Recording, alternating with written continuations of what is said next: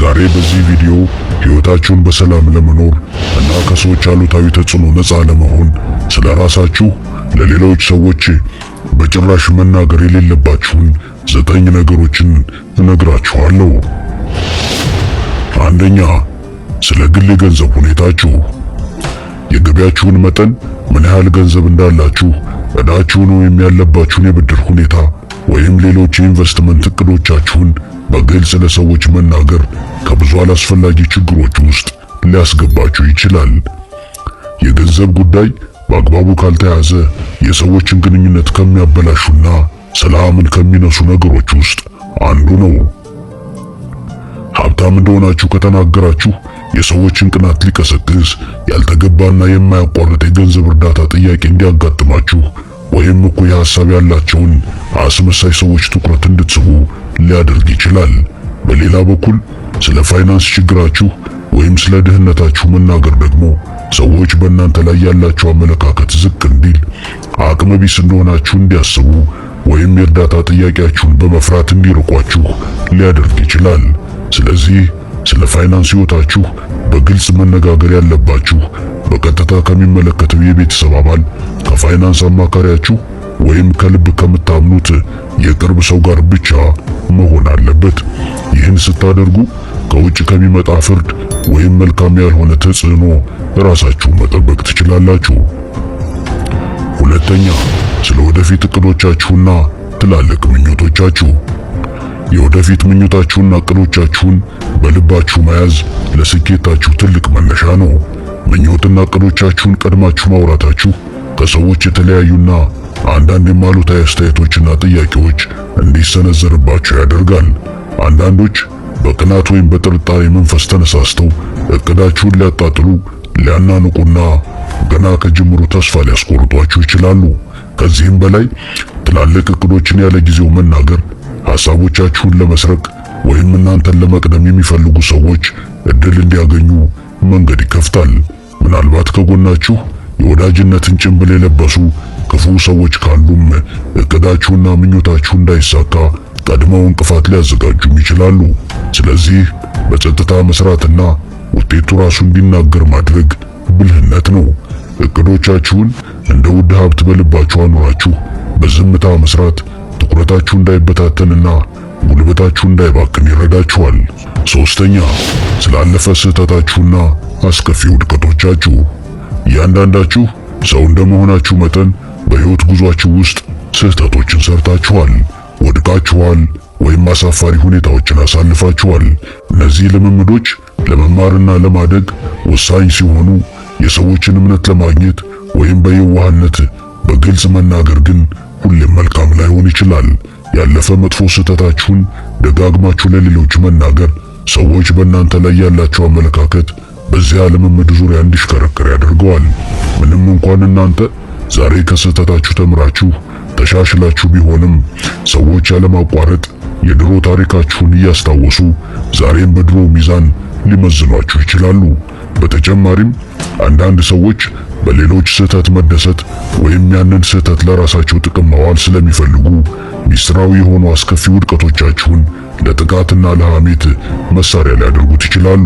ዋናው ነጥብ ዛሬ ላይ ከትላንት ስህተታችሁ ተምራችሁ በጥሩ አቋም ላይ መሆናችሁ ነው።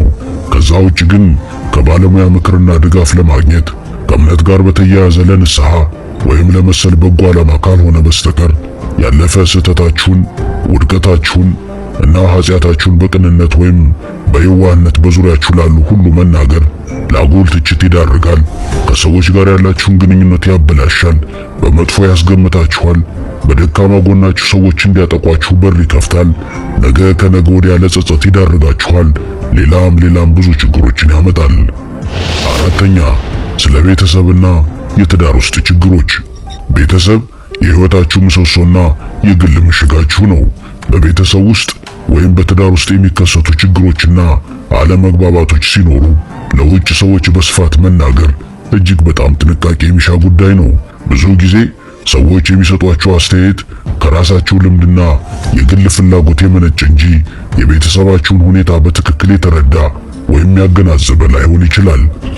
የቤተሰባችሁን ሚስጥር ለውጭ አካል ማውጣታችሁ በቤተሰባችሁ አባላት ወይም በትዳር ጓደኛችሁ ዘንድ እምነት ሊያሳጣችሁ ይችላል። ችግሮች ጊዜያዊ ናቸው። ዛሬ ተጨቃጭቃችሁ ነገ ትታረቁ ይሆናል። ነገር ግን እናንተ ያወጣችሁት መረጃ በሌሎች አእምሮ ውስጥ ጸንቶ ይኖራል። እነዛ ሰዎች እናንተ ከታረቃችሁ በኋላም እንኳ የትዳር ጓደኛችሁን ወይም የቤተሰብ አባላችሁን በዛ መረጃ ላይ ተመስርተው ባሉታዊ መልኩ መፈረጅ ሊቀጥሉ ይችላሉ። ከሁሉም በላይ የቤተሰብን ግጭት በውጭ ሰዎች ፊት መግለጽ ለሐሜተኞች ምቹ ሁኔታን ከመፍጠርና የቤተሰባችሁን ክብርና ግላዊነት ከማጉደፍ የዘለለ ጥቅም የለውም። የቤተሰብ ችግሮችን መፍታት ያለባችሁ በቤተሰብ ውስጥ ወይም ከታመነ ሙያዊ አማካሪ ወይም እጅግ በጣም ከቅርብ ሰው ጋር ብቻ መሆን አለበት። አምስተኛ፣ ስለሚወዷችሁ ሰዎች ጉድለትና የግል ሚስጥር። በሕይወታችሁ ከሰዎች ጋር ያላችሁ ግንኙነት ወሳኝ ጉዳይ ሲሆን የምትወዷቸው ሰዎች ማለትም ጓደኞቻችሁ፣ የቤተሰብ አባላት ወይም የሥራ ባልደረቦቻችሁ በእናንተ ላይ ያላቸው እምነት የዚያ ግንኙነት መሰረት ነው።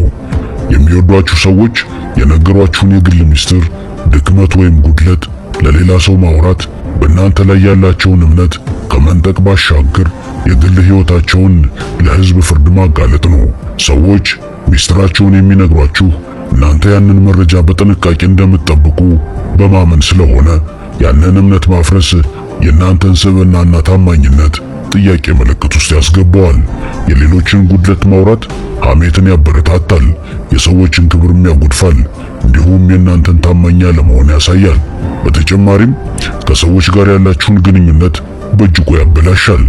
በመሰረቱ የሚወዷችሁን ሰዎች ምስጢርና ጉድለት የምትነግሩት ሰው ራሱ ከሰማችሁ በኋላ ከፊታችሁ ዞር ሲል ሊያስብ የሚችለው ስለ እናንተ መጥፎነት ነው።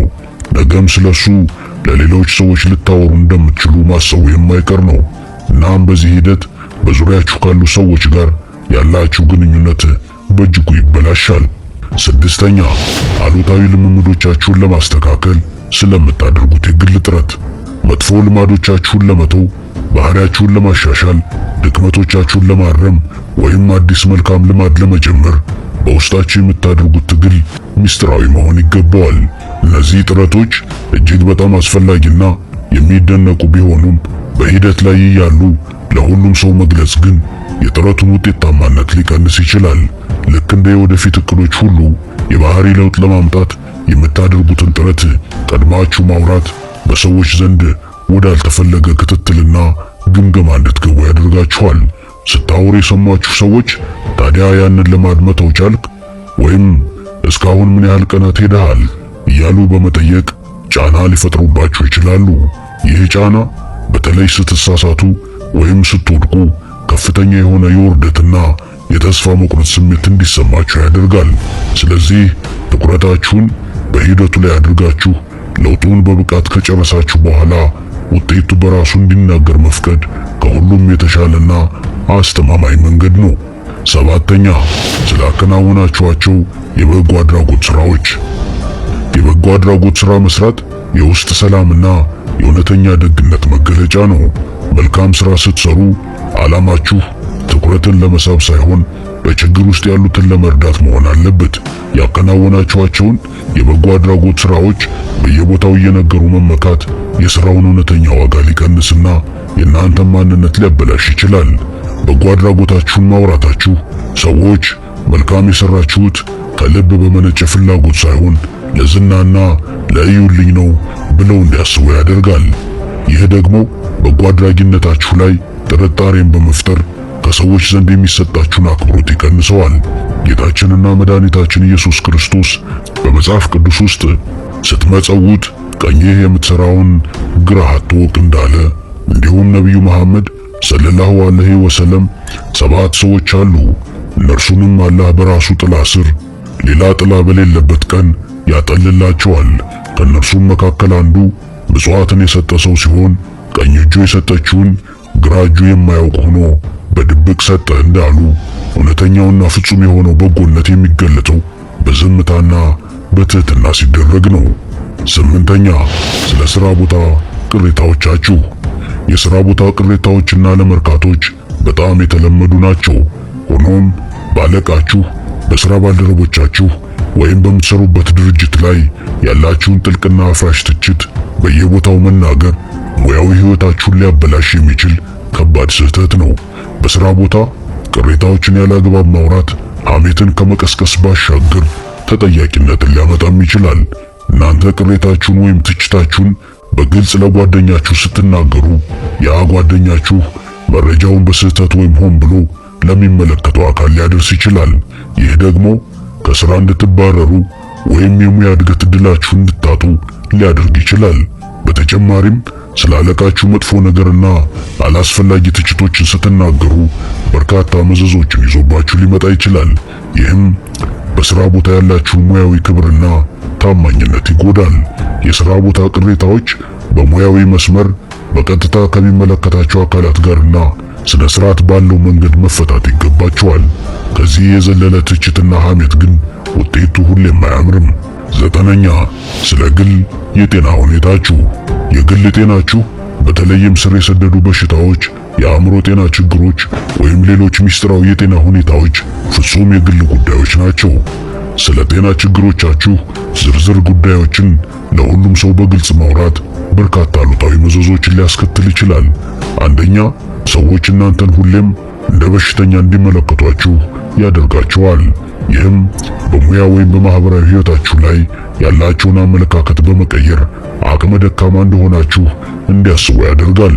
ሁለተኛ፣ አንዳንድ ሰዎች ስለ ጤናችሁ መረጃ ሲሰሙ ያልተፈለገና ጎጂ ምክር እንዲመክሯችሁ ወይም ደግሞ በጭፍን ጥላቻ ተነሳስተው ከእናንተ መራቅ እንዲጀምሩ ሊያደርጋቸው ይችላል። በስራ ቦታም ብዙ ችግሮችን ሊያስከትል ይችላል። የጤና መረጃችሁን ማጋራት ያለባችሁ በቤተሰብ ውስጥ ላለ ታማኝ ሰው፣ ለሕክምና ባለሙያ ወይም ለሚመለከታቸው አካላት ብቻ መሆን ይገባዋል።